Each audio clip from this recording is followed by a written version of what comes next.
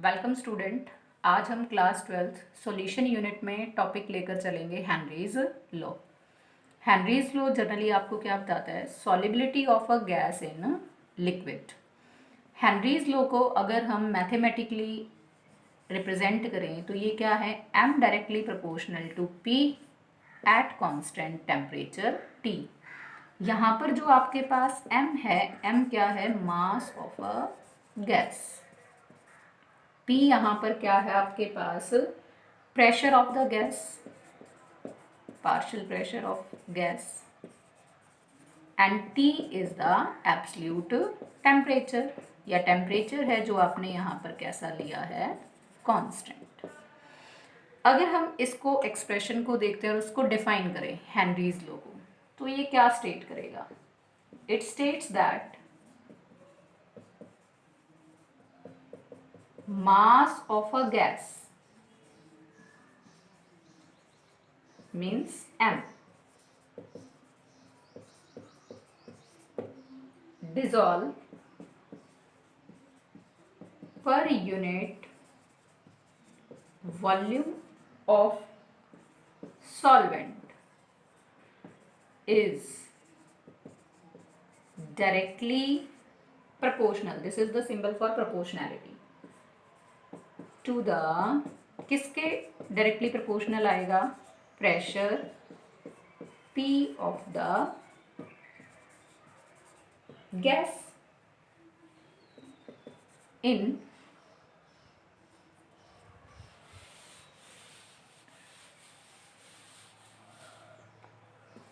Equilibrium.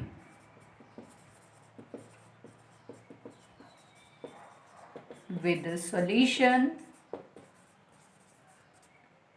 at constant temperature T। Statement में क्या कहा कि मास ऑफ अ गैस जो डिसॉल्व होगा पर यूनिट वॉल्यूम किसी भी सॉल्वेंट के, वो डायरेक्टली प्रोपोर्शनल है उस गैस के प्रेशर के, जो किसके साथ इक्विलिब्रियम में होगा? सॉल्यूशन के साथ, जब आप टेम्परेचर कैसा लेकर चलोगे? कांस्टेंट। तो अगेन हमारे पास वही एक्सप्रेशन आ जाएगा, m directly proportional to p keeping the temperature constant. अब हम डाल्टन्स के अकॉर्डिंग भी अगर देखें तो सॉलिबिलिटी डाल्टन्स लॉ ने भी दी थी, तो आपके पास क्या है? डाल्टन्स लॉ के अकॉर्डिंग सिंपल सा एक्सप्रेशन उसने दिया, x directly proportional to p। Mean Dalton's आपको क्या कहता है? The mole fraction, x is the mole fraction, the mole fraction means x of a gas in the solution is directly proportional to the partial pressure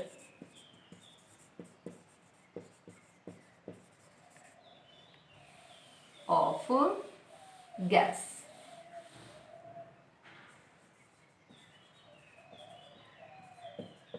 over the solution। अगर हम इस expression को देखें तो हमारी स्टेटमेंट वही है, P यहाँ पर क्या है? Partial pressure. तो मोल फ्रैक्शन किसी भी गैस का सॉल्यूशन के अंदर डायरेक्टली प्रोपोर्शनल होगा उस गैस के पार्शियल प्रेशर के। अगर इस एक्सप्रेशन में प्रोपोर्शनैलिटी को हटाएं और सेम इसमें, तो फर्स्ट हम इस वाले एक्सप्रेशन को लेके चल रहे हैं, प्रोपोर्शनैलिटी को हटाया, m is equal to k p. अब इस वाले एक्सप्रेशन को लेते हैं, x directly proportional to p, proportionality को हटा के हमने लगाया k डैश p। अब मैं क्या कर रही हूँ, जो आपके पास ये k डैश है यहाँ, उसको x की साइड लेके जा रही हूँ। इधर के p के साथ मल्टीप्लिकेशन में है तो उधर जाके किस में आ जाएगा? डिवाइड में। तो हमने लिखा p is equal to 1/k dash x। जो आपके पास 1/k डैश है उसको मैंने इक्वल लिखा kh के, means it is equal to another constant kh and this is called the Henry's constant. अगर इस वैल्यू को यहाँ पुट करें हम, तो आपके पास यहाँ से एक्सप्रेशन क्या बनेगा? P is equal to KH x। इसको मैंने दिया इक्वेशन नंबर फर्स्ट। अगर मैं इस इक्वेशन 1 को ही ऑब्जर्व करते हुए हेनरीज लॉ को दोबारा से स्टेटमेंट दूं तो क्या आएगी? Henry's law may also states as partial pressure of a gas in vapor phase is directly proportional to its mole fraction in a solution. क्या कहा मैंने यहाँ? The partial pressure of a gas in vapor phase is directly proportional to its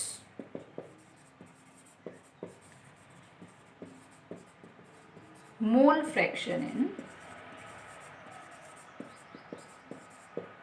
solution. And this is the most important formula regarding the numerical point of view. Generally जो board exam है इस फार्मूले के base आपके numericals भी आते हैं. अब यहाँ पर जो के एच है वो हमने बताया कि हेनरीज कांस्टेंट है.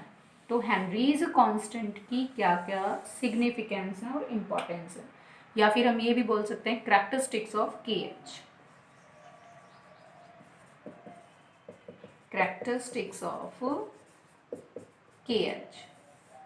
सबसे पहला जो इसका कैरेक्टरिस्टिक है वो क्या है? Depends on the nature of gas. K H depends on nature of gas. Means इसकी जो वैल्यू है वो डिफरेंट होगी for the different gases at the same temperature. Means अगर आप नाइट्रोजन के लिए, ऑक्सीजन के लिए के एच की वैल्यू लेते हो regarding the temperature 25 degree Celsius, तो इन दोनों गैसेस के लिए के एच अलग अलग आएगा, बेशक से आपने टेम्परेचर कैसा लिया है same. Now the second characteristic is higher is the K H value, lower is the solubility of gas. अगर आपने के एच की वैल्यू ज़्यादा ली तो इसका मतलब क्या है? उस गैस की जो सॉल्युबिलिटी है लिक्विड के अंदर वो कैसी है? कम है. ऐसा क्यों? अभी मैंने यहाँ पर ये एक्सप्रेशन लिखा P इज इक्वल टू के एच एक्स. अगर मैं के एच को इधर ले जाती हूँ तो मेरे पास क्या आएगा? x is equal to 1/KH P. यहाँ के एच मल्टीप्लाई में था, इधर जाके वो कहाँ चला जाएगा? डिवाइड में. तो अगर आप देखते हो के एच और x दोनों कैसे हैं? These are inversely proportional. तो अगर के एच इंक्रीज करेगा तो मोल फ्रैक्शन क्या करेगा? डिक्रीज. और मोल फ्रैक्शन डिक्रीज करेगा तो ऑटोमेटिकली उसका पार्शियल प्रेशर भी क्या करेगा? डिक्रीज. तो इट मीन्स मोल फ्रैक्शन कम तो सॉल्युबिलिटी भी उसका क्या हो जाएगा? Less in the aqueous medium. Now the third characteristic. अब हमें पता है कि किसी भी गैस की जो सॉल्युबिलिटी है वो डिक्रीज करती है with increase of temperature. Means ऐसा क्यों होता है? क्योंकि जब आप टेम्परेचर को इंक्रीज करते हो तो काइनेटिक एनर्जी भी इंक्रीज होती है, क्योंकि kinetic energy directly proportional to temperature. तो जो गैस के पार्टिकल सॉल्युबल हो जाते हैं उनकी काइनेटिक एनर्जी इंक्रीज करेगी तो they escape from the dissolve form to undissolve, और उसकी वजह से सॉल्युबिलिटी डिक्रीज करेगी. इसका मतलब हम क्या कह सकते हैं कि जैसे जैसे टेम्परेचर बढ़ेगा के एच भी इंक्रीज होगा विद इंक्रीजिंग टेम्परेचर. मीन्स हमने कहा सॉल्युबिलिटी डिक्रीजेस, अब फैक्टर वही आ जाएगा, के H increases with increase of temperature so the solubility of gas decreases. जो आपके पास यूनिट्स हैं के एच की वो सेम रहेंगी जैसी यूनिट्स होती हैं प्रेशर की, लाइक बार, एटमॉस्फेयर, किलो बार. तो आपके पास units of K H atmosphere, बार या फिर किलो बार, के बार की फॉर्म है. अगर हम वैलिडिटी की बात करते हैं हेनरीज लॉ की, वैलिडिटी ऑफ हेनरीज लॉ। तो वैलिडिटी को शो करने के लिए हम एक ग्राफ प्लॉट करते हैं, किस किस के बीच में, पार्शियल प्रेशर और मोल फ्रैक्शन। आपके पास है P इज इक्वल टू के एच एक्स। तो इसकी वैलिडिटी को शो करने के लिए हम एक ग्राफ प्लॉट किया। यहाँ पर हमने लिया x मोल फ्रैक्शन और यहाँ पर हमने लिया पार्शियल प्रेशर P। तो हमारे पास जो ग्राफ आता है it should be the straight line. ये स्ट्रेट लाइन ग्राफ क्या शो करता है, x के साथ P इंक्रीज या x and P are directly proportional to each other. और ये भी आपको यही कहता है कि P directly proportional to x। जो आपके पास ये स्लोप आता है वो किसके इक्वल आएगा, KH। अब इसी हेनरीज लॉ के बेस एक कंसेप्शनल क्वेश्चन अगर मैं आपसे पूछती हूँ कि aquatic lifes are more comfortable in cold water as compare to hot water. जो आपके पास एक्वेटिक एनिमल्स हैं, एक्वेटिक एनिमल्स कौन से होते हैं, जो पानी में रहते हैं, आर मोर कंफर्टेबल, वो ज़्यादा ठीक रहते हैं in cold water than hot water bodies. तो ऐसा क्यों? अभी हमने एक पॉइंट डिस्कस किया था कि solubility of gas decreases with increase of temperature. उसी कंसेप्ट को अगर हम यूज करें तो जो हॉट वाटर है,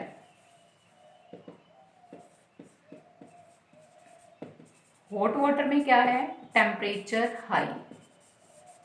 टेम्परेचर अगर हाई है तो उससे क्या होगा, ऑक्सीजन जो डिसॉल्व है इन वाटर इज लेस। और जितने भी एक्वेटिक एनिमल्स हैं वो रेस्पिरेशन में सांस लेते वक्त किस ऑक्सीजन को यूज करते हैं, डिसॉल्व ऑक्सीजन को। और जब टेम्परेचर हाई है तो डिसॉल्व ऑक्सीजन का अमाउंट कम है तो वो कंफर्टेबल नहीं होंगे। इन रिवर्स आपने देखा होगा, इन समर जनरली जो एक्वेटिक एनिमल्स मिलते हैं वो कहाँ मिलते हैं हमें, at the bottom. Same reason है, जब बॉटम पर हम जाते हैं तो बॉटम पर टेम्परेचर कैसा होता है, लो। लो टेम्परेचर पर ऑक्सीजन डिसॉल्व अमाउंट में ज़्यादा होगी और इसीलिए एक्वेटिक लाइफ समर सीजन में bottoms of the aquatic ponds वगैरह या जो भी एक्वेटिक सिस्टम है उसके बॉटम पर चले जाएंगे। Now our next topic is limitations of Henry's law. Henry's law की क्या क्या लिमिटेशंस हैं।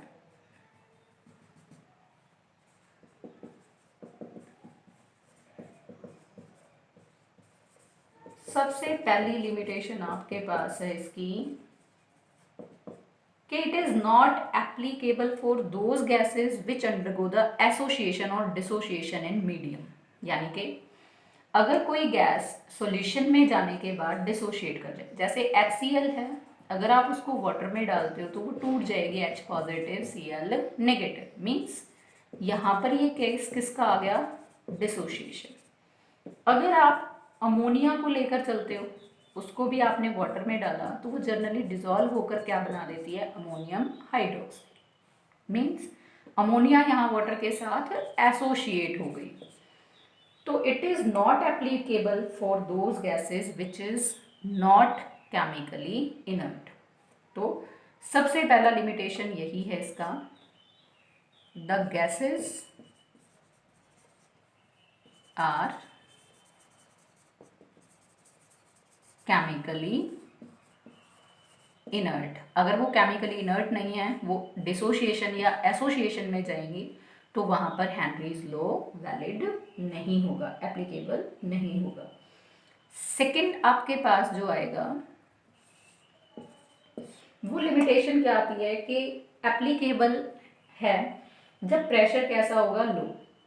अगर प्रेशर बहुत ज़्यादा हाई करते हैं तो जो आपके पास ये ग्राफ था जो कैसा आ रहा था आपके पास, लीनियर, तो ये ग्राफ डेविएट कर जाएगा फ्रॉम द लिनियरिटी।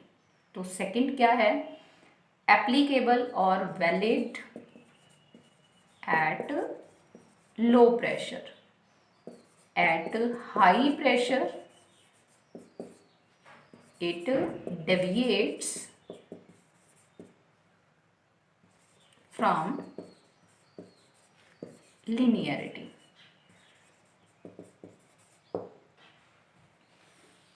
और थर्ड इसकी जो लिमिटेशन है कि टेम्परेचर बहुत ज़्यादा कम भी नहीं होना चाहिए, the temperature is not too low.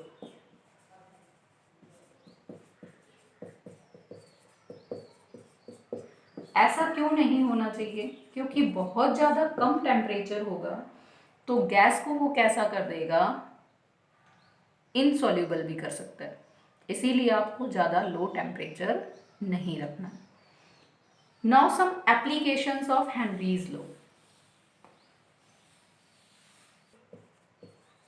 Now next is the application of Henry's law। सबसे पहली जो इसकी एप्लीकेशन आती है in the manufacturing of carbonated beverages, formation और manufacturing of carbonated beverages. Carbonated beverages या फिर जैसे आप कह सकते हो soft drinks, soda water bottles, champagnes, beer etcetera, इन सब में क्या होता है, जनरली कार्बन डाइऑक्साइड डिजॉल्व होती है वाटर के अंदर और वो किसके फॉर्म में आ जाते हैं, अपने कार्बोनेटेड फॉर्म में, इसीलिए इनका नाम क्या आता है, कार्बोनेटेड बेवरेजेस। अब जो कार्बन डाइऑक्साइड है वो किसकी फॉर्म में है, गैस। आपको गैस को किसके अंदर डिजॉल्व करना है, वाटर यानी कि लिक्विड के अंदर। तो solubility of a gas in liquid वो हम किसके अकॉर्डिंग एक्सप्लेन करते हैं, हेनरीज लॉ। तो जितनी भी कार्बोनेटेड बेवरेजेस हैं उनमें जो गैस की सॉलिबिलिटी है वो किसके बेसिस पर एक्सप्लेन की जाती है, उनका बेसिस ऑफ हेनरीज लॉ। आपने जनरली ऑब्जर्व भी किया होगा जो सोडा वाटर बॉटल्स वगैरह होती है उनमें क्या है, इस तरह से लिक्विड फिल होता है, मीन्स यहाँ पर कार्बन डाइऑक्साइड डिजॉल्व फॉर्म में होती है और कुछ पार्ट आपका खाली भी होता है, इसमें कार्बन डाइऑक्साइड किस फॉर्म में होती है, अनडिजॉल्व।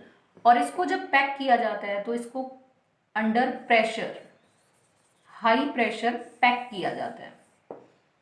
अब हमें कैसे पता चलेगा कि हाई प्रेशर है, क्यों, क्योंकि pressure increases so the solubility of gas inside liquid increases. दूसरा, जब हम इन सोडा वाटर बॉटल को ओपन करते हैं तो जनरली क्या होता है, लिक्विड फिजेज आउट। फिजेज आउट मीन्स झाग बन के बहुत तेज स्पीड से वो बाहर निकलता है और अगर आप इसको शेक करके और फिर खोलते हो तो ये फीजिंग का प्रोसेस बहुत ज़्यादा फास्ट होता है। रीज़न, आपने जब उसको ओपन किया तो आपने उसके प्रेशर को कम किया, मीन्स आपने इक्विलिब्रियम कंडीशन को डिस्टर्ब किया। अब जब इक्विलिब्रियम डिस्टर्ब होता है, आपने 11th स्टैंडर्ड में एक लॉ किया था, लॉ ऑफ प्रिंसिपल किया था, sorry, that is Le Chatelier's principal.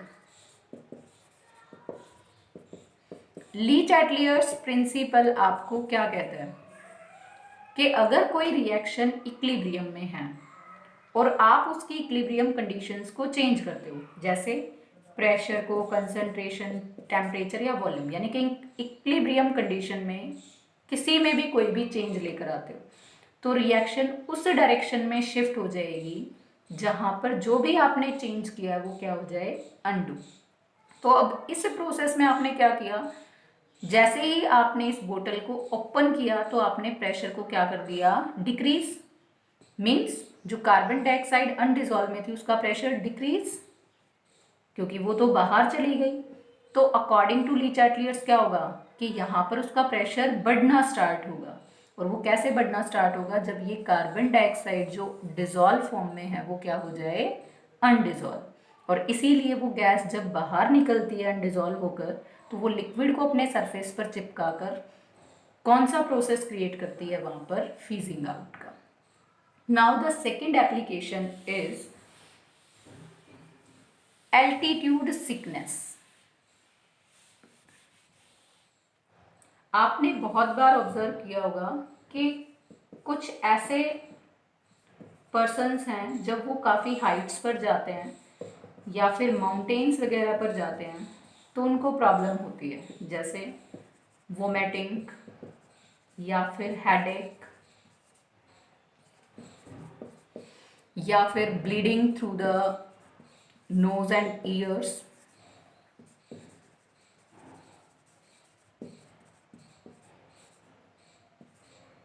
Knows and ears, confusion, mental confusion means उसको डिसीजन मेकिंग में थोड़ा सा प्रॉब्लम आती है। तो जो ये सारे सिम्टम्स हैं वो किस चीज़ को इंडिकेट करते हैं, एल्टीट्यूड सिकनेस को। मीन्स हाइट पर जब हम जाते हैं, माउंटेन्स पर जाते हैं, तो माउंटेन्स क्या है, हाई एल्टीट्यूड पर है। जैसे जैसे हम एल्टीट्यूड हाइयर हाइट्स पर जाते हैं तो ऑक्सीजन का अमाउंट इन एयर वो कैसा हो जाता है, कम, या हम क्या बोल सकते हैं, oxygen in air is less और air is rare. Means oxygen के पार्टिकल और एयर दूर दूर हो जाता है, तो इट मीन्स ऑक्सीजन की अवेलेबिलिटी भी आपको कैसी हो जाती है, कम।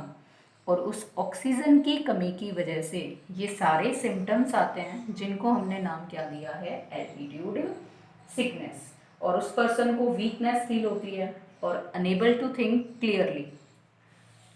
इसको हम एक टर्म में और भी बोल सकते हैं, that is anoxia. Anoxia means deficiency of oxygen.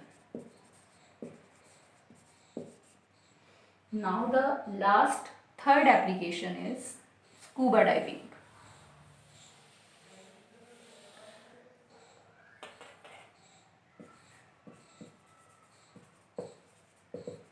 और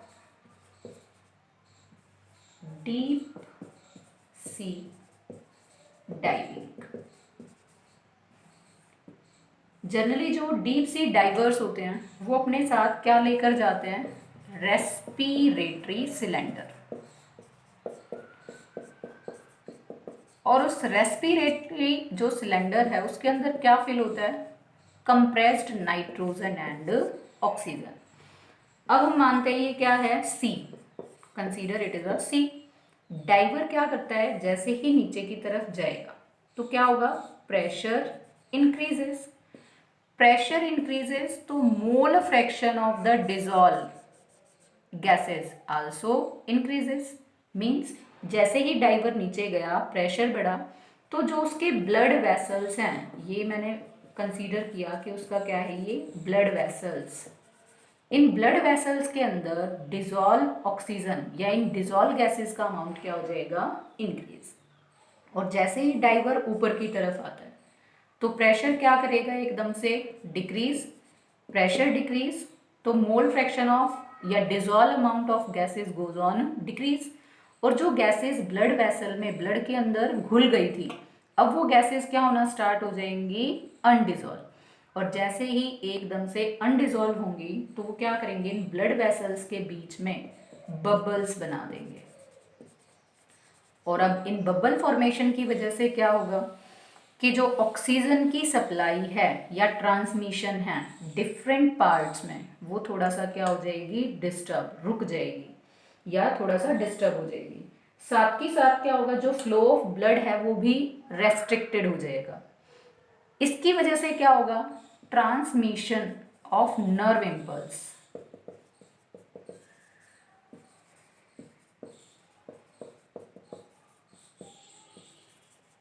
आल्सो डिक्रीजेस। और इस समय क्या होगा, जो डाइवर होगा उसको बहुत तेज दर्द होगा and that painful condition is known as band condition. और आजकल जो आपके पास रेस्पिरेटरी सिलेंडर्स आते हैं उनमें किस किस चीज़ का मिक्सचर मिलता है, हीलियम, नाइट्रोजन और ऑक्सीजन। हीलियम नियरली होता है 11.7% में, नाइट्रोजन का अमाउंट है 56.2 and remaining nearly 32.1% of oxygen. और ये हमने मिक्सचर में हीलियम क्यों डाला, ताकि कौन सी कंडीशन प्रिवेंट हो सके, बैंड कंडीशन। रीज़न, जो हीलियम है वो अपने ब्लड के अंदर बहुत कम सॉल्युबल है। दूसरा, हीलियम का साइज छोटा है तो वो जो ये ब्लड वेसल्स हैं इनकी वॉल में से आसानी से डिफ्यूज हो सकता है। नाइट्रोजन का साइज बड़ा है तो वो ब्लड वेसल्स की वॉल में से बाहर डिफ्यूज नहीं हो सकता। हीलियम रेडिली क्या हो जाएगा, डिफ्यूज, जिसकी वजह से ये एयर बबल्स नहीं बनेंगे और बैंड कंडीशन भी नहीं होगी।